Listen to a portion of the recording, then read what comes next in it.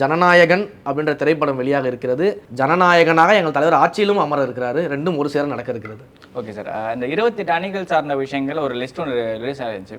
அதில் சர்ச்சைக்குரிய விதமாக ஒரு லிஸ்ட் ஒன்று இதுவாக ஒரு நம்பரில் அதை வச்சு தான் அவங்க ரொம்ப வருத்தப்பட்டு சொல்லியிருந்தாங்க திருநங்கைகள். அது எப்படி அது கரெக்டாக வேணுட்டே வச்சாங்களா இல்லை பல யூடியூப் தளங்களில் இதுக்கான விளக்கத்தை நான் கொடுத்துருக்கிறேன். என்னன்னா அது முதல்ல அதிகாரப்பூர்வ லிஸ்ட்டா அப்படின்றதுல நமக்கு ஒரு கேள்வி இருக்குது. ஏன்னா எலெக்ஷன் கமிஷன் அதிகாரப்பூர்வமாக இன்னும் வெளியிடலை பைலாஸை. கட்சி சார்பிலும் இன்னும் பைலாஸ் வெளியிடப்படலை. அது மேபி டிராஃப்டாக கூட இருக்கலாம். பல டிராஃப்ட்டுகள் உருவாகும். ஒரு பைலாஸ் ரெடி பண்ணுவோம், அது ஒரு டிராஃப்டாக கூட இருக்கலாம். இதை யார் எங்கேருந்து எடுத்து வெளியிட்டிருக்காங்கன்றதே முதல்ல நமக்கு தெரியலை.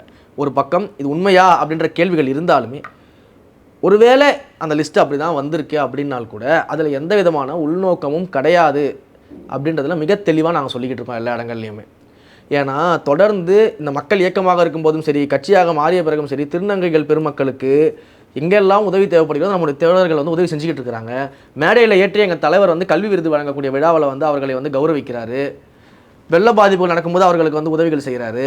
இவ்வளோ விஷயங்கள் நடந்துகிட்டு இருக்கும்போது நாங்கள் ஒருவேளை அப்படி ஒரு லிஸ்ட் இருந்ததுன்னா நீங்கள் அதில் எதை தெரியுமா பார்க்கணும், இல்லை எதை பார்க்கணும் தெரியுமா? நீங்கள் இன்றைக்கு ஒரு புதிய கட்சி அவர்களை பிரதிநிதித்துவப்படுத்தும் விதமாக அவர்களுக்கென்று ஒரு அணியை உருவாக்கி மக்கள் மத்தியில் கொண்டு போய் சேர்க்கிறோம் பார்த்தீங்களா? அந்த நல்ல நோக்கத்தை நீங்கள் பாராட்டுமே தவிர்த்து இந்த 200 ரூபாய்க்கு வேலை செய்வர்கள் போல இதையெல்லாம் வைத்து டிகிரேட் பண்ணக்கூடிய வேலைகள் நமக்கு தேவையில்லை. சீமான் அவர்கள் ஆர்கே நகர் எலெக்ஷனில் ஜெயலலிதா அவர்களுக்கு எதிராக ஒரு திருநங்கை தான் பார்ட்டிசிபேட் பண்ண வச்சார். இந்த மாதிரி பல இடங்கள் சொல்கிறேன். ஒவ்வொருத்தரும் ஒவ்வொரு வகையில் முன்னெடுப்படுப்பாங்க. நாங்கள் ஒரு அணியை கட்டமைத்து அவர்களுக்கு ஒரு அணியை கட்டமைக்கிறோம். அப்படி உண்மையாக இருந்தால் பட்சத்தில் சொல்கிறேன், நான் அப்படி ஒரு அணியை கட்டமைத்து அவர்களுக்கும் பிரதிநிதித்துவம் கொடுக்குறோம். ஏன்னா நம்மளுடைய உறுதிமொழியிலே பார்த்தீங்கன்னா பாலின வேறுபாடுகள் பார்க்கக்கூடாதுன்னு நம்ம சொல்லியிருப்போம். பாலின சமத்துவத்தை நம்ம பேசுகிறோம். அப்போ ஆண்கள் பெண்களுக்கு நிகராக அவர்களுக்கும் மதிப்பளிக்க வேண்டும் அப்படின்றத நம்ம அந்த விஷயங்களை செய்கிறோம். ஒரு எண்ணெய் வைத்துக்கொண்டு அவர்களை இழிவுபடுத்தக்கூடிய பார்வையே முதல்ல தப்புங்கிறேன் நான். புரியுதுங்களா?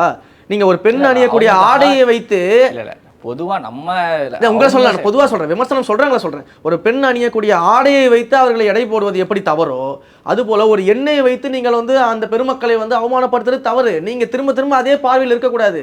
அது ஒரு காலத்தில் இருந்திருக்கலாம், இன்றைக்கு அதெல்லாம் கடந்தாச்சு. இன்றைக்கு எல்லாருமே நம்ம ஈக்குவலாக பார்க்குறோம். திருநங்கை பெருமக்கள் பல்வேறு இடங்களில் கல்விகளில் முன்னேறி வராங்க, பல சினிமா எல்லா இடத்துலையும் முன்னேறி வராங்க. அப்போ இப்படி இந்த நம்பரை வைத்தெல்லாம் அவர்களை இழிவுபடுத்தணும்னு நினச்சிங்கன்னா நீங்கள் தான்